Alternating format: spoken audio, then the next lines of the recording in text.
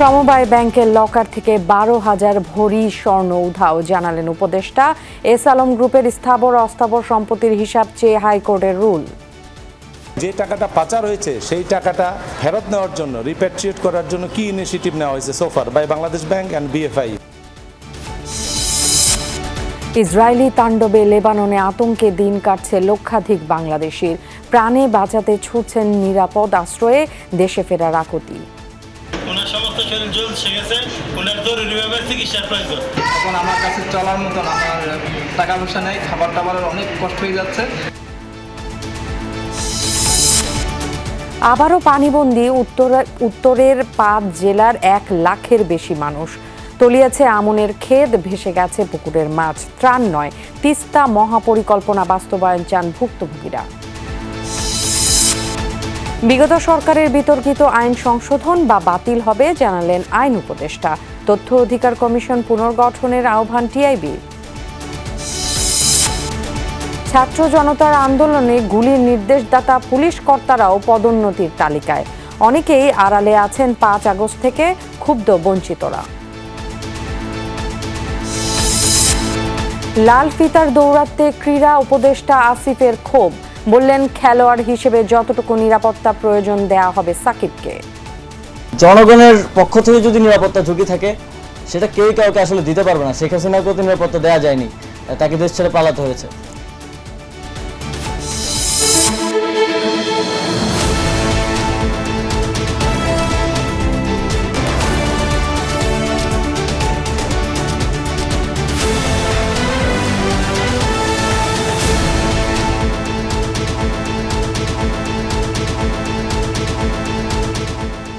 সন্ধ্যার বাংলাদেশে সবাইকে স্বাগত। সঙ্গে আছি আমি ফারহানা ন্যান্সি। এতক্ষণ শিরোনামগুলো দেখে নিচ্ছিলেন। সমবায় ব্যাংকের লকার থেকে উধাও হয়ে গেছে 12,000 ভরি স্বর্ণ।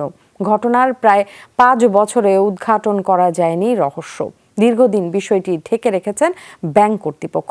কর্মকর্তারা বলছেন, ভল্ট থেকে স্বর্ণ গায়েবের বিষয়ে মামলা হয়েছে, যা তদন্ত করছে দুর্নীতি দমন কমিশন।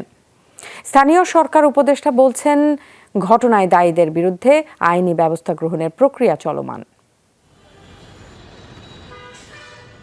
সমবায় ব্যাংকের লকার থেকে 12,000 ভরি স্বর্ণ খোয়া যায় 2020 সালে। তখন জনজীবন স্থবির করোনা সংকটে, অফিস আদালত সবই চলছিল সীমিত পরিসরে। ঠিক তখনই ভুয়া গ্রাহক সাজিয়ে ব্যাংকের অভ্যন্তরীণ কর্মকর্তারা 4 মাসে লকার থেকে বের করে হাজার হাজার ভরি স্বর্ণ, যা ব্যাংকের লোকজন জানলেও অজানাই ছিল সবার। বিষয়টি জেনে বুঝেই চেপে যান কর্মকর্তারা। এত বড় ঘটনা কর্তৃপক্ষ এবং নিয়ন্ত্রণ কর্তৃপক্ষ জানলেও প্রকাশ্যে আনা হয়নি, যা জনসম্মুখে আনলেন স্থানীয় সরকার উপদেষ্টা।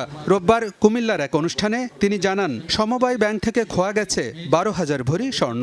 সমবায় ব্যাংকের অবস্থা হচ্ছে 12,000 ভরি সোনা খোঁজ পাওয়া যাচ্ছে না। এই হচ্ছে সমবায় ব্যাংকের অবস্থা। সমবায় ব্যাংকের সম্পত্তি আছে, সেই সম্পত্তি বেদখল হয়ে আছে। ব্যাংক কর্মকর্তারা বলছেন, নারায়ণগঞ্জের ক্রেডিট কোঅপারেটিভ সোসাইটি লিমিটেড 2004 সালে 12,000 ভরি স্বর্ণ বন্ধক রাখে সমবায় ব্যাংকে।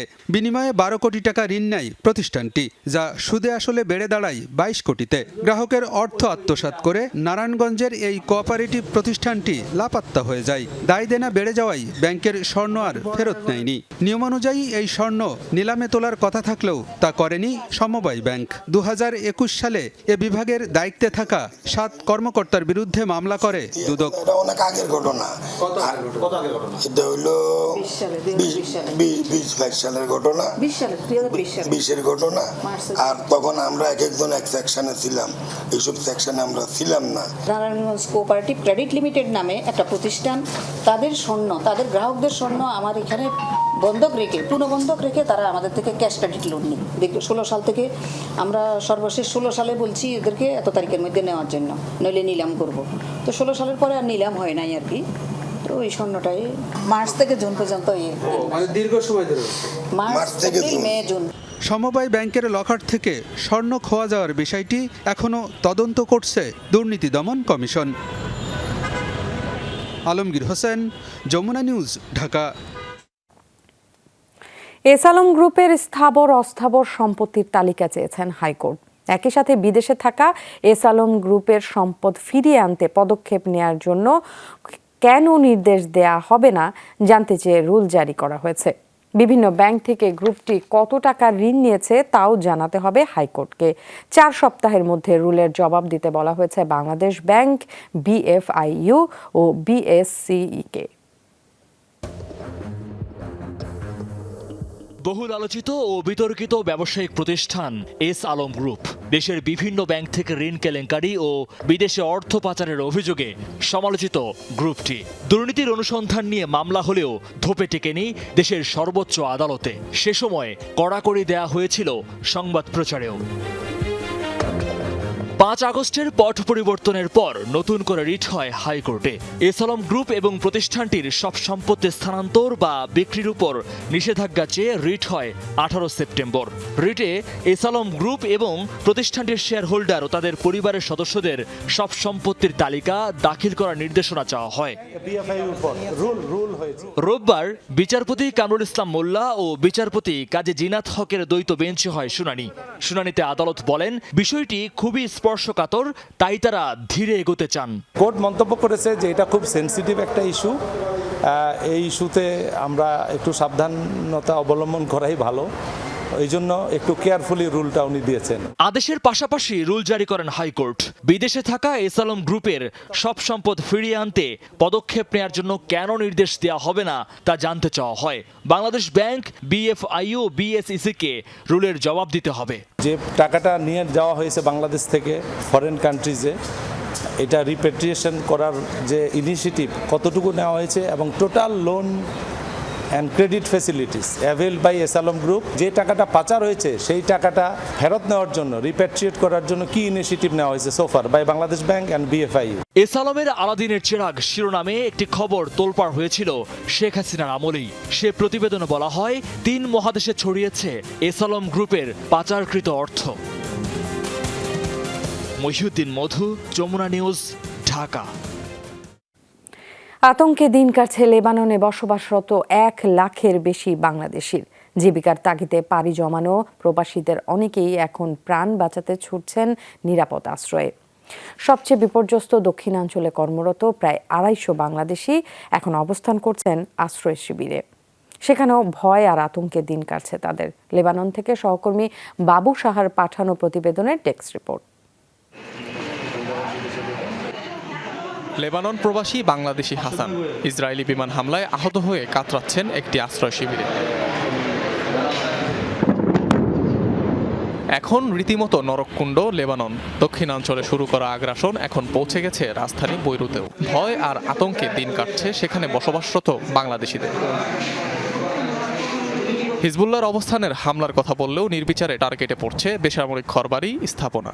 স্থানীয়দের পাশাপাশি আশ্রয় শিবিরে অবস্থান করছেন অনেক বাংলাদেশিও। খুবই সংকট, বোমা হামলা হয়েছে ইসরায়েলের পক্ষ থেকে, কিন্তু আমাদের এই জায়গায় 250 লোক আছে, আমরা খুব অনেক কষ্টে আছি। সরকারের কাছে একটা আবেদন, আমাদের এই প্রবাসী বাংলাদেশি ভাইদের জন্য একটা উদ্যোগ নেওয়ার জন্য আমি সবাই অনুরোধ জানাচ্ছি। সবচেয়ে বেশি ইসরায়েলি আগ্রাসনের সাক্ষী লেবাননের দক্ষিণাঞ্চল। জীবিকার তাগিদে সেখানে বসবাসরত প্রায় 300 বাংলাদেশি এখন আশ্রয় নিয়েছেন সাইতা জেলার এই আশ্রয় শিবিরে। আমি এখানে আসি একটা আশ্রয়কেন্দ্রে, এখন আমার কাছে চলার মতন আমার টাকা পয়সা নেই, খাবার টাবারের অনেক কষ্ট হয়ে যাচ্ছে। বাংলাদেশ সরকারের কাছে আমরা সাহায্য চাইতেছি, আমাদেরকে যদি সাহায্য করা হয় এই বাংলাদেশি ভাইদেরকে খাবার জন্য। প্রবাসী বাংলাদেশিদের নিরাপত্তায় নেওয়া হচ্ছে প্রয়োজনীয় পদক্ষেপ, জানিয়েছে দূতাবাস। ভয়াবহ যুদ্ধ পরিস্থিতিতে আপনারা যারা নিজ কর্মস্থল এবং আবাসস্থল ছেড়ে নিরাপদ জায়গায় অবস্থান নিয়েছেন, তাদের তথ্য সংগ্রহ করে সামর্থ্য অনুযায়ী দূতাবাস হতে সহায়তা প্রদানের প্রক্রিয়া চলমান রয়েছে। মধ্যপ্রাচ্যের দেশটিতে বর্তমানে বাস করছেন লাখের বেশি বাংলাদেশি। অনিক রহমান, যমুনা নিউজ। লেবাননের সশস্ত্র গোষ্ঠী হিজবুল্লাহ প্রধান হাসান নাসরুল্লাহর হত্যাকাণ্ডে ক্ষোভে ফুঁসছে মুসলিম বিশ্ব। দেশে দেশে দেয়া হয়েছে বিক্ষোভের ডাক। বিক্ষুব্ধ জনতার অভিযোগ, যুক্তরাষ্ট্রের নির্দেশেই খুন করা হয়েছে নাসরুল্লাহকে। শোকে কাতর হলেও মনোবল ভাঙেনি হিজবুল্লাহ সমর্থকদের। ইসরায়েলের পতনের মাধ্যমেই এই হত্যাকাণ্ডের বদলা নেয়ার কঠোর হুঁশিয়ারি তাদের। হাসান নাসরাল্লাহর মৃত্যুর খবর নিশ্চিতের পর থেকেই শোক বিক্ষোভের আগুনে জ্বলছে লেবানন। প্রিয় নেতার মৃত্যু যেন মানতে পারছেন না হিজবুল্লাহর সমর্থকরা। চোখের জলে ভাসলেও প্রতিশোধের স্পৃহা স্পষ্ট। নাসরাল্লাহকে হত্যার ঘটনায় সারা লেবাননে বিক্ষোভের জোয়ার। প্রচন্ড রাগ হচ্ছে, পুরো দেশের মানুষ ক্ষোভে ফুঁসছে।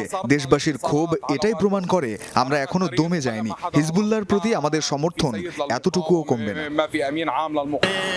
লেবাননের সুরক্ষা ব্যবস্থা ভেঙে গেল, ভয়ে আছি। এখন আমাদের জন্য কে শত্রুর সাথে লড়াই করবে? হাসান নাসরাল্লাহকে হত্যার প্রতিবাদে ব্যাপক বিক্ষোভ হয়েছে ইরানেও। বৃষ্টি মাথায় নিয়েই রাজধানী তেহরানে জড়ো হয় বিক্ষুব্ধ জনতা।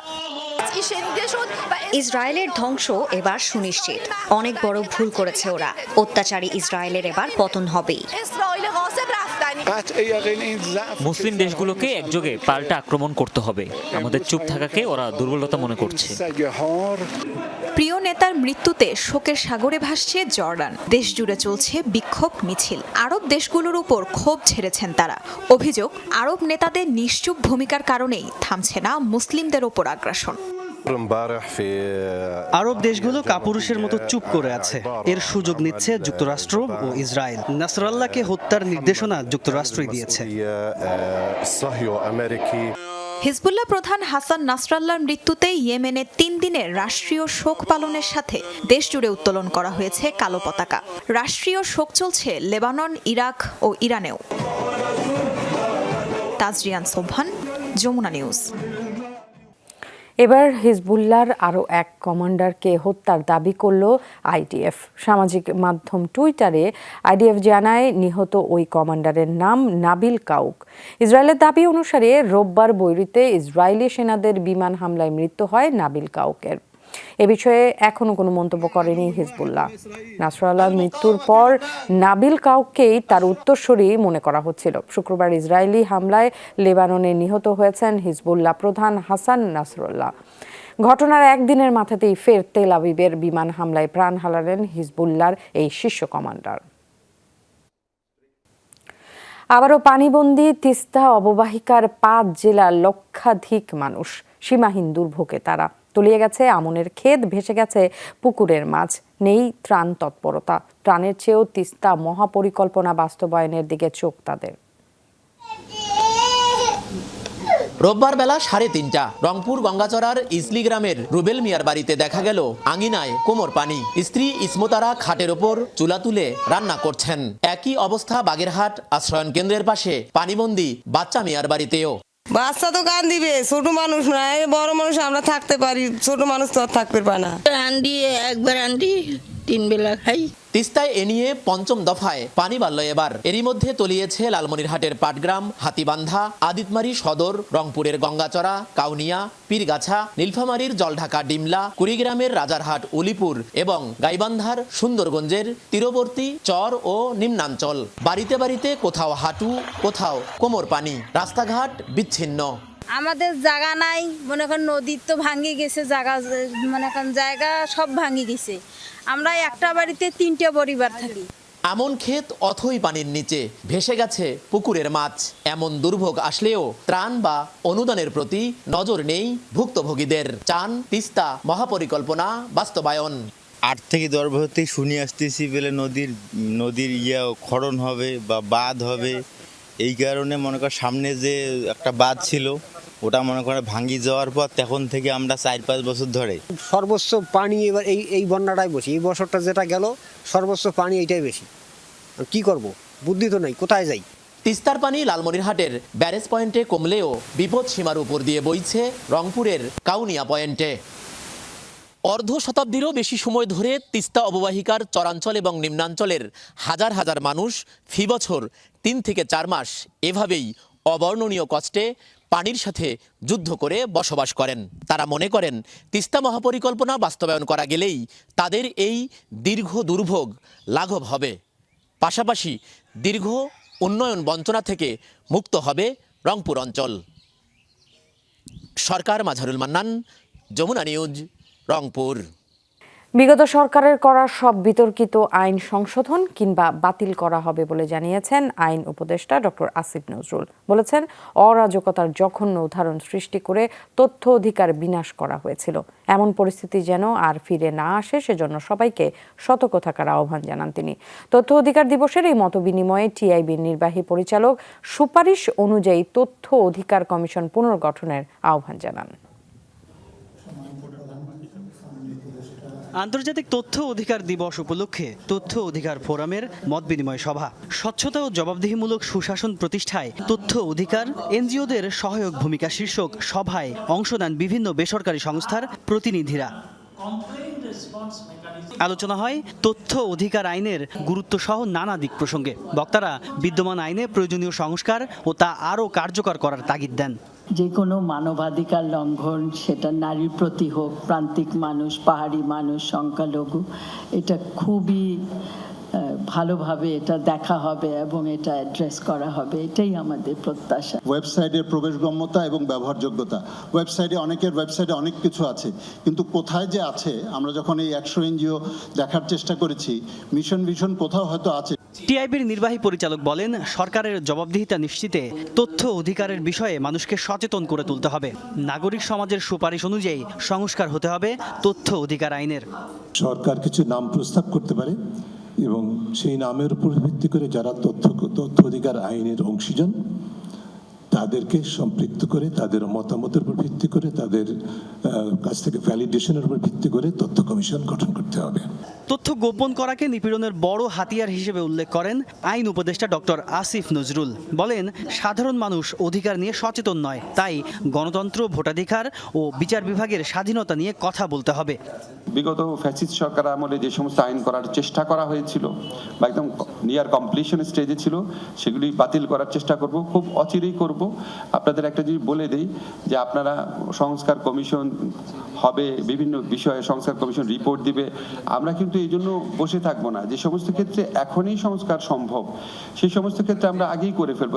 বিগত সরকারের কঠোর সমালোচনা করে অন্তর্বর্তীকালীন সরকারের এই উপদেষ্টা আরো বলেন, দুঃশাসনের সময় প্রতিবাদ করাটাই সবচেয়ে বড় ব্যাপার, আর এই ধারা সবসময় বজায় রাখতে হবে। নির্মম খুনি রেজিম, এটাকে সাপোর্ট করার মতো লোকজন আমাদের সিভিল সোসাইটিতে ছিল। আমরা এই ভুলগুলা যেন না করি। আমরা খারাপই, সে কোন দলের, সে কার সন্তান, সে আপনার কখন কি করেছে বা কি করবে, আমার নিজের সুবিধা কি হবে, সেগুলি যেন কখনোই আমাদের বিবেচনায় না আসে। সভায় সুজন সম্পাদক বদিউল আলম মজুমদার বলেন, রাজনৈতিক দলে স্বচ্ছতা ও দায়বদ্ধতা আনতে হবে। তাদের জবাবদিহিতার আওতায় না আনলে রাষ্ট্রীয় কাঠামো সংস্কার করেও কোনো লাভ হবে না। এটা একমাত্র আইন যেটা বাস্তবায়নের দায়িত্ব নাগরিকদের উপর। তাই নাগরিকদেরকে ক্ষমতায়িত করা এবং নাগরিকদের সক্রিয়তা অত্যন্ত গুরুত্বপূর্ণ। তাজনুর ইসলাম, যমুনা নিউজ, ঢাকা। বিগত আওয়ামী লীগ সরকারের সুবিধাভোগী পুলিশ কর্মকর্তাদের পদ, পদবি এবং পদোন্নতি নিয়ে বাহিনীতে অস্থিরতা কমছেই না। আওয়ামী লীগ সরকারের অপরাধের দোষর হিসেবে যারা কাজ করেছেন তাদের পদায়ন এবং পদোন্নতির ঘটনায় ক্ষুব্ধ বিগত সময়ে বঞ্চিত কর্মকর্তারা। অতিরিক্ত আইজি হতে এমন অনেকের নাম এসেছে যাদের বিরুদ্ধে বৈষম্য বিরোধী ছাত্র জনতার আন্দোলনে গুলি চালানোর নির্দেশের মতো ভয়াবহ অভিযোগ আছে। কারা আছেন এই তালিকায়, জানাচ্ছেন সহকর্মী আকলাকুস সাফা। 26 সেপ্টেম্বর বৃহস্পতিবার এসএসবির একটি মিটিং হয়। সেই মিটিংয়ে পুলিশের 11 কর্মকর্তাকে অতিরিক্ত আইজি হিসেবে প্রমোশন দেয়া নিয়ে আলোচনা হয়। সেখানে এমন কয়েকজনের নাম উঠে এসেছে যাদের বিরুদ্ধে আছে ঘোরতর অভিযোগ। তাদের কয়েকজনের মধ্যে একজন ডিআইজি গোলাম রসুল, যিনি পুলিশ স্টাফ কলেজের ডিআইজি, সবশেষ বঙ্গবন্ধু কর্নার নির্মাণ, বঙ্গবন্ধুর বন্দনা, পুলিশের গবেষণা ও উন্নয়নে বঙ্গবন্ধু সেন্টারের প্রস্তাব তিনি নিজ উদ্যোগেই তৈরি করেছিলেন। এমনকি ঊর্ধ্বতন কর্মকর্তাদের পাশ কাটিয়ে সরাসরি মন্ত্রণালয়ে প্রস্তাব পাঠিয়ে নিজেকে সরকারের একনিষ্ঠ প্রমাণে মরিয়া হয়ে উঠেছিলেন। এই গোলাম রসুল এখন ভুল পাল্টে পুলিশের অতিরিক্ত আইজি হওয়ার লাইনে। এরপরই যার নাম ডক্টর খন্দকার মহিদুদ্দিন। সাবেক ডিএমপি কমিশনার হাবিবুর রহমানের ঘনিষ্ঠ সহচর ছিলেন। 5 আগস্ট থেকে আড়ালে তবুও তার প্রমোশন নিয়ে আলোচনা। তার বিরুদ্ধে নিউ মার্কেট থানায় ছাত্র জনতার উপর গুলি চালানোর মামলা আছে, যেখানে 302 এবং 307 ধারা সহ দণ্ডবিধির আরও 7টি ধারা আছে। বিস্ফোরক আইনের 3 ও 6 ধারায় মামলা আছে। একই সঙ্গে মোহাম্মদপুর থানায় আরও 2টি মামলা আছে, যেখানে তিনি একটিতে 14 নম্বর আসামি, একটিতে তিনি 20 নম্বর আসামি, এবং সেখানেও প্যানেল কোডের জামিন অযোগ্য সব ধারা তার বিরুদ্ধে। গোলাম কিবরিয়া শেখ হাসিনার পুলিশ প্রটোকল এসপিবিএন এর প্রধান ছিলেন। এর আগে সিলেটের পুলিশ কমিশনার থাকা অবস্থায় পুলিশি নির্যাতনে রায়হান হত্যার মূল হোতা এসআই আকবরকে গ্রেফতার না করে বিদেশে পালিয়ে যেতে সাহায্য করেছিলেন এই কিবরিয়া। এরপর নাম আসছে কুসুম দেওয়ানের, যিনি সিআইডিতে থাকার সময় সে সময়কার বিতর্কিত সব তদন্ত রিপোর্ট এবং সেগুলোর আলামত তিনি গায়েব করে দিয়েছিলেন, এমন অভিযোগ তার বিরুদ্ধে। কুসুম দেওয়ান ও ডক্টর মহিদুদ্দিন এরই মধ্যে 19 ফেব্রুয়ারি সুপার নিউমারি ক্যাটাগরিতে অতিরিক্ত আইজি পদ পেয়েছেন। এখন তা স্থায়ী করার বন্দোবস্তে ব্যস্ত তারা। এছাড়াও আসছে বর্তমানে এসবির যিনি প্রধান শাহ আলম, তার বিরুদ্ধে। অবসরে যাওয়ার কথা তার 2 অক্টোবর, এরই মধ্যে তিনি চুক্তিভিত্তিক নিয়োগের আবেদন করেছেন। বাধ্যতামূলক অবসরপ্রাপ্ত অতিরিক্ত আইজিপি মীর রেজাউল আলম 18 সেপ্টেম্বর রাত 10:30টায় MH103 ফ্লাইট যোগে সিডনির উদ্দেশ্যে ঢাকা ত্যাগ করেন। এয়ারপোর্টে ইমিগ্রেশন থেকে এসবির প্রধান শাহ আলমকে জানানো হয় বিষয়টি। গোয়েন্দা সংস্থার তথ্য বলছে, জবাবে শাহ আলম বলেছিলেন তাকে যেন যেতে দেওয়া হয়। এসবি প্রধানের অনুমতির পর ইমিগ্রেশন পার হয়ে সেই ফ্লাইটে ঢাকা ত্যাগ করেন মীর রেজাউল আলম। এছাড়াও অবসরপ্রাপ্ত অতিরিক্ত আইজি ও প্রাক্তন DMP commissioner Khandakar Golam Faruk SB প্রধান শাহ আলমের সহযোগিতায় 20 সেপ্টেম্বর ব্যাংককের উদ্দেশ্যে ঢাকা ত্যাগ করার জন্য এয়ারপোর্টে যান।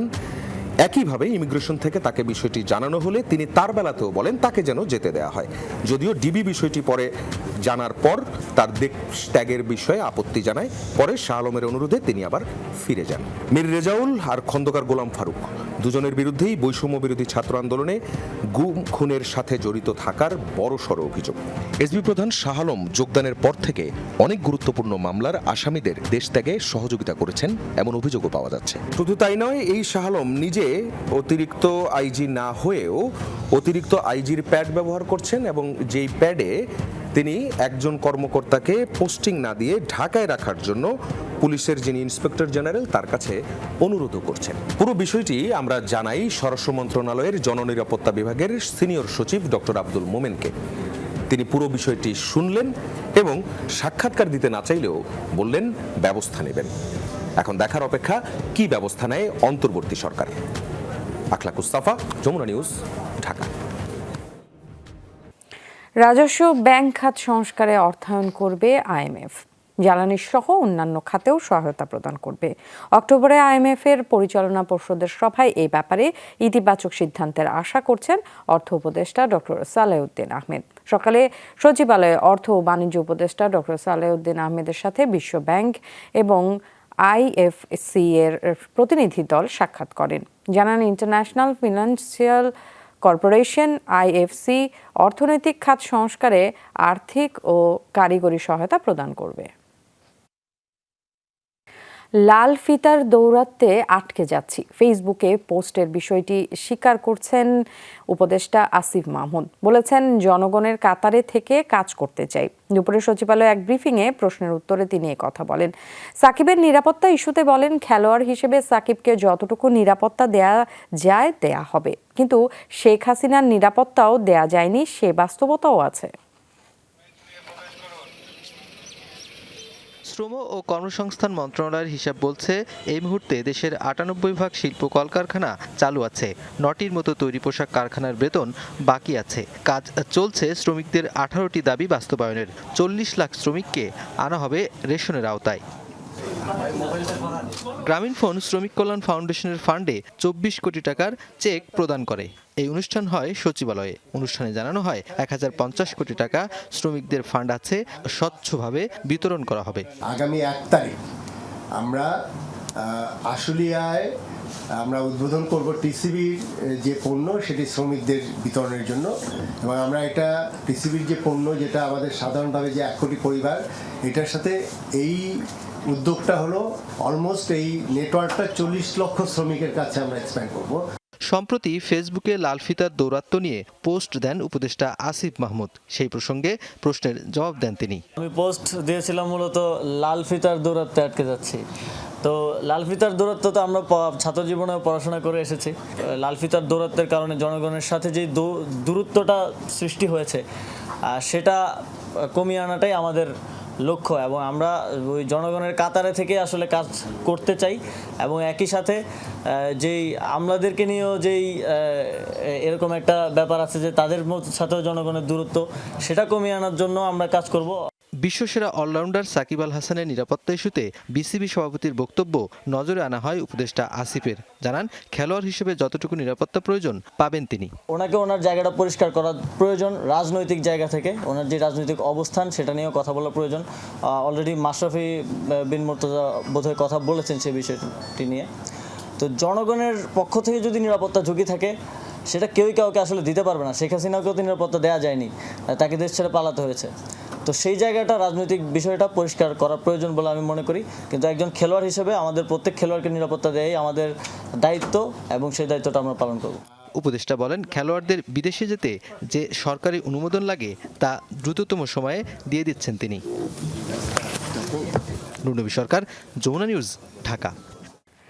অন্তর্বর্তী সরকারের উপদেষ্টাদের অনেকেই জুলাই আগস্ট বিপ্লবের চেতনা ধারণ করেন না, ছিলেন শেখ হাসিনার সহায়তাকারী, এমন দাবি করেছেন বিএনপির স্থায়ী কমিটির সদস্য হাফিজউদ্দিন আহমেদ বীর বিক্রম।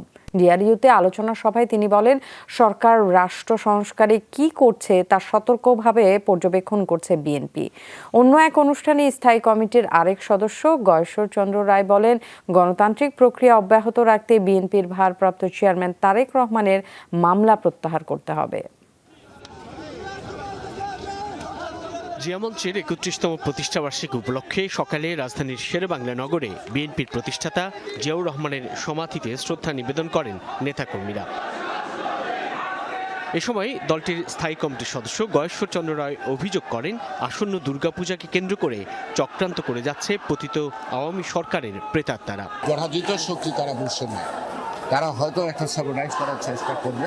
কুচক্রী মহল যতই চেষ্টা করুক, জাতির কপালে কলঙ্ক লেপন করার সকল অপচেষ্টা আমরা অত্যন্ত কঠিন হাতে নিতে হবে। দুপুরে ডিআরইউতে জাতীয়তাবাদী মুক্তিযোদ্ধা দল আয়োজিত আলোচনায় যোগ দেন বিভিন্ন রাজনৈতিক দলের নেতারা। সভায় বিএনপির স্থায়ী কমিটির সদস্য হাফিজউদ্দিন আহমেদ বীর বিক্রম বলেন, অন্তর্বর্তী সরকার কেবল ছাত্রদের নয়, সকলের। সামাজিক পরিচিতির কারণে বা ইউনূস সাহেবের সাথে নৈকট্যের কারণে রাষ্ট্র পরিচালনার দায়িত্ব পেয়েছেন, কিন্তু এদের অনেকেই শেখ হাসিনার সহায়তার তালিকায় ছিলেন। এই উপদেষ্টা পরিষদে তারাই থাকবেন যারা আগস্ট বিপ্লবকে ধারণ করেন। বিগত সরকারের প্রেতাত্মারা অন্তর্বর্তী সরকারের উপর ভর করেছে দাবি করে নেতারা বলেন, রহস্যজনক কারণে ছাত্র জনতা হত্যার সঙ্গে জড়িতদের এখনো গ্রেফতার করা হয়নি। তাদের অন্তত ২-৪ হাজার মানুষ আছে যারা হাজার কোটি টাকার মালিক। একজন টাকাওয়ালাই কালো টাকা কেউ গ্রেপ্তার হয়েছে? আওয়ামী লীগের মূল নেতৃত্ব পর্যায়ের একজন ব্যক্তি এখন পর্যন্ত গ্রেপ্তার হয়েছে? যারা সন্ত্রাস করছে, যারা গণহত্যায় জড়িত, আজকে সেই সমস্ত তারা কোথায়? এখন পর্যন্ত কোনো অ্যাকশন দেখলাম না। জোবাইদুল কাদেরকে গ্রেপ্তার করার জন্য কি ব্যবস্থা না হয়েছে? জনগণের নির্বাচিত সরকারই পারে ৭১-এর চেতনার বাস্তবায়ন ঘটাবার জন্য। আমরা এই দেশে এখনো রিগড ইলেকশন দেখতে চাই না। হাসিনার প্রেতাত্মারা এদের উপরে ভর করে আছে। পুরো পুলিশ বাহিনী, অন্যান্য বাহিনী সব তো হাসিনার লোকেরা এখানে আছে। ৪৮৭ জন পুলিশ কিভাবে সেনানিবাসে আশ্রয় নিল? অভ্যুত্থানে আহতদের চিকিৎসা নিয়ে ক্ষোভ প্রকাশ করে আলোচকরা প্রতিটি শহীদ পরিবারকে বীর ভাতা দেওয়ার দাবি জানান। ওনাদের মনে রাখা উচিত, ওনারা হচ্ছেন ট্রানজিট, ওনারা ডেস্টিনেশন না। সাইফুদ্দিন রবিন, যমুনা নিউজ, ঢাকা। দৈনিক আমার দেশ পত্রিকার সাবেক ভারপ্রাপ্ত সম্পাদক মাহমুদুর রহমানকে কারাগারে পাঠিয়েছেন আদালত। সকালে ঢাকার অতিরিক্ত chief metropolitan magistrate Mohammad Mahbubul হকের আদালতে আত্মসমর্পণ করেন তিনি। এরপরই শুনানি শেষে কারাগারে পাঠানোর আদেশ দেন আদালত। পরে মাহমুদুর রহমানের আইনজীবী মাসুদ আহমেদ তালুকদার জানান, আদালতে জামিন আবেদন করা হয়নি, আত্মসমর্পণ করে কারাগারে গিয়েছেন মাহমুদুর রহমান। আপিল করা হবে জানিয়ে আইনজীবীর আশা দ্রুতই মুক্ত হবেন মাহমুদুর রহমান। সাবেক প্রধানমন্ত্রী শেখ হাসিনার ছেলে সজীব ওয়াজেদ জয়কে অপহরণ ও হত্যা চেষ্টা মামলায় ৭ বছরের দণ্ডপ্রাপ্ত সাংবাদিক মাহমুদুর রহমান আমার দেশ পত্রিকার সাবেক ভারপ্রাপ্ত সম্পাদককে পলাতক দেখিয়ে তার অনুপস্থিতিতে ২০২৩ সালের ১৭ আগস্ট এক দণ্ডাদেশ দেন বিচারিক আদালত। ৬ বছর দেশের বাইরে ছিলেন মাহমুদুর রহমান। শুক্রবার দেশে ফিরে আজ আইনজীবীর মাধ্যমে আত্মসমর্পণ করেন তিনি। ১১৩ বার তদন্ত প্রতিবেদন পেছানোর পর সাংবাদিক দম্পতি সাগর রুনির হত্যাকাণ্ডের বিচারে এলো নতুন মোড়। নতুন করে আইনজীবী নিয়োগ দিয়েছে বাদীপক্ষ। হত্যা রহস্য উন্মোচনে সাগর রুনির পক্ষে লড়বেন ফৌজদারি আইন বিশেষজ্ঞ শিশির মুনির। জানিয়েছেন মামলার তদন্তভার পিবিআইকে দিতে আবেদন করবেন। দ্রুত নিষ্পত্তিতে আগ্রহ তার। অন্যদিকে বাদীর দাবি, হত্যাকাণ্ডের ঘটনা ধামাচাপা দিতেই তদন্ত করতে দেয়া হয়েছিল র্যাবকে। পরবর্তী শুনানির দিন ধার্য হয়েছে ১৫ অক্টোবর। সাংবাদিক দম্পতি সাগর সরোয়ার ও মেহেরুন রুনি হত্যার কেটে গেছে ১ যুগেরও বেশি সময়, কিন্তু এই হত্যা রহস্যের কোনো কুলকিনারা করতে পারেনি কোনো সংস্থাই। পুলিশ সিআইডির হাত ঘুরে মামলার তদন্তভার র্যাবের কাছে গেলেও নেই কোনো অগ্রগতি। এরই মধ্যে ১১৩ বার পিছিয়েছে তদন্ত প্রতিবেদন দাখিলের সময়। ৫ আগস্ট পরিবর্তন হয়েছে রাজনৈতিক প্রেক্ষাপট। আশার আলো দেখতে শুরু করেছেন মামলার বাদী রুনির ভাই নওশের রোমান। নতুন করে নিয়োগ দিয়েছেন আইনজীবীও। সুপ্রিম কোর্ট প্রাঙ্গণে সাংবাদিকদের তিনি জানান, হত্যাকাণ্ডের ঘটনা ধামাচাপা দিতেই র্যাবকে দেয়া হয়েছিল তদন্তভার।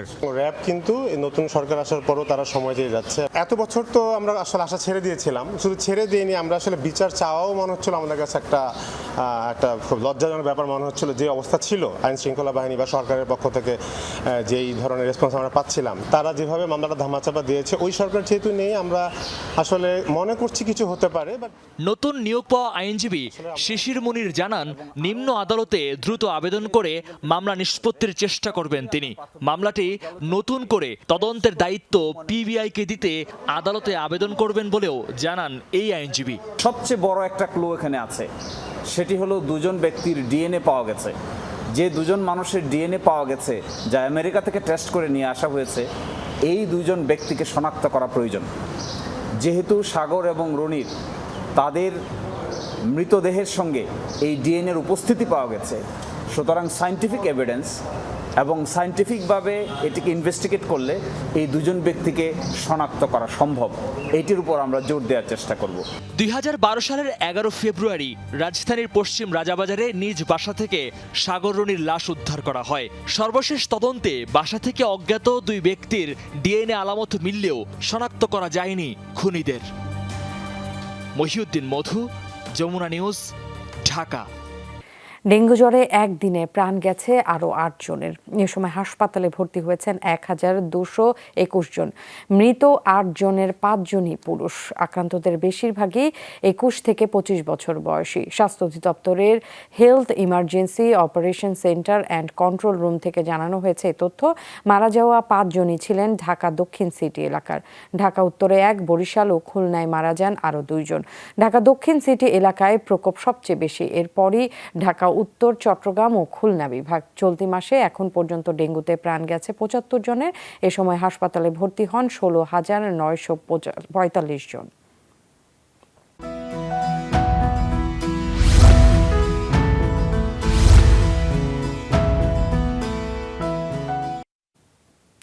মধ্যপ্রাচ্যকে নরকে পরিণত করছে ইসরায়েল। শনিবার জাতিসংঘের সাধারণ অধিবেশনে দেয়া ভাষণে এই মন্তব্য করেছেন মিশরের পররাষ্ট্রমন্ত্রী বদর আবদেলাত্তি। প্রায় ১ বছর ধরে চলমান ইসরায়েলি আগ্রাসনের তীব্র নিন্দা জানান তিনি। রক্তপাত বন্ধ এবং অবিলম্বে নিঃশর্ত ও স্থায়ী যুদ্ধবিরতির আহ্বান জানান আবদেলাত্তি। একই দিন জাতিসংঘে তেল আবিবের সমালোচনা করেন রাশিয়ার পররাষ্ট্রমন্ত্রী সের্গেই ল্যাভরভও। সাধারণ পরিষদের ভাষণ শেষে এক সংবাদ সম্মেলনে হিজবুল্লাহ নেতা হাসান নাসরুল্লাহর মৃত্যুকে রাজনৈতিক হত্যাকাণ্ড আখ্যা দেন তিনি। এই ছিল আজকে সন্ধ্যার বাংলাদেশের আয়োজন। সবাইকে ধন্যবাদ।